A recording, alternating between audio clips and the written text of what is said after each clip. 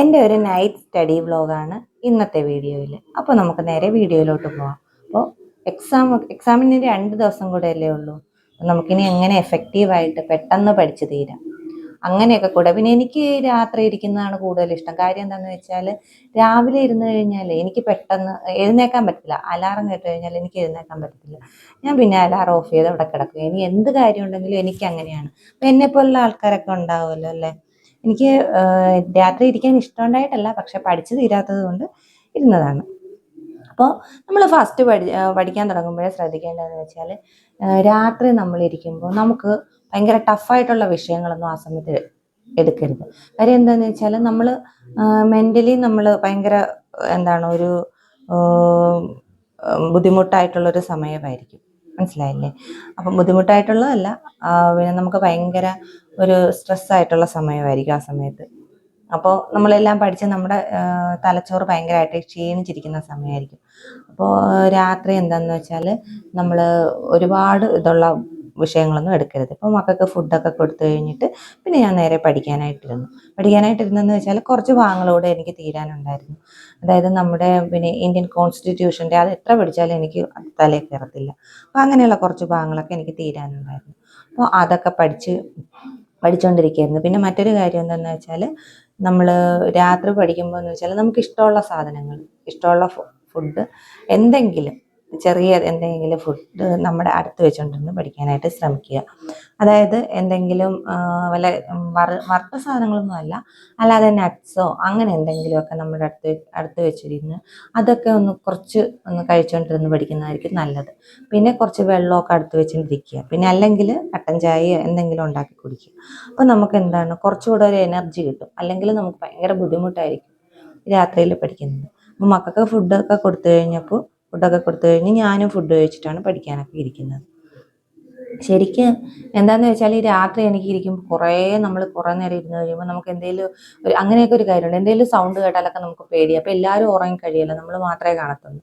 അപ്പോൾ രാത്രി 2 മണി വരെയൊക്കെ ഇരിക്കുന്നതെന്നൊക്കെ പറഞ്ഞാൽ ഭയങ്കര ഒരു ബുദ്ധിമുട്ടുള്ള കാര്യമാണ് കേട്ടോ.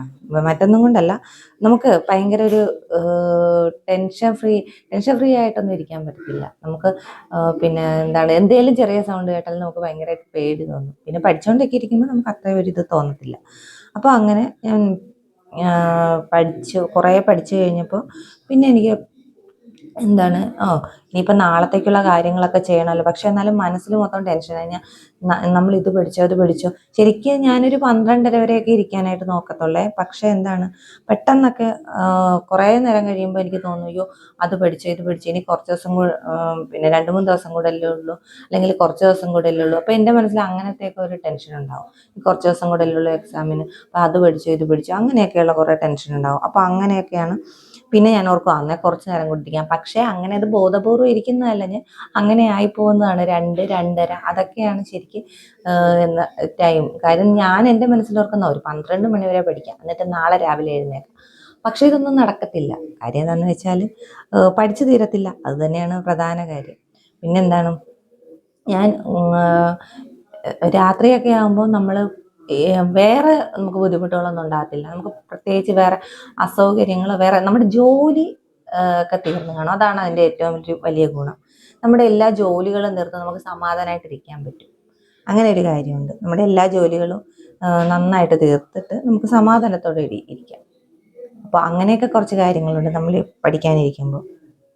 പിന്നെ മറ്റൊരു കാര്യം എന്താണെന്ന് വെച്ചാൽ നമുക്ക് നല്ല എഫക്റ്റീവായിട്ട് പഠിക്കാനായിട്ട് പറ്റും. കാര്യം നമുക്ക് നമ്മുടെ ബ്രെയിൻ ഭയങ്കര ഒരു വീക്കായിട്ടിരിക്കുന്ന സമയമായിരിക്കും. അപ്പം മാത്സ് പോലുള്ള വിഷയങ്ങളൊന്നും പഠിക്കരുത്. നമുക്കിഷ്ടമുള്ള വിഷയങ്ങൾ പഠിക്കാനായിട്ട് ശ്രമിക്കുക. പിന്നെ PVQ ചെയ്യാനായിട്ട് ഏറ്റവും നല്ല സമയം എനിക്ക് തോന്നുന്നത്, എനിക്ക് രാത്രിയിലാണ് PVQ ചെയ്യാനായിട്ട് ഏറ്റവും നല്ല സമയം. കാര്യം ആ സമയത്താണ് നമുക്ക് പ്രത്യേകിച്ച് വേറെ, ഈ വീട്ടമ്മമാർക്കൊക്കെ അറിയാൻ പറ്റും, വേറെ പ്രത്യേകിച്ച് ഇതൊന്നും കാണത്തില്ല, നമുക്ക് വേറെ ബുദ്ധിമുട്ടുകളൊന്നും കാണത്തില്ല.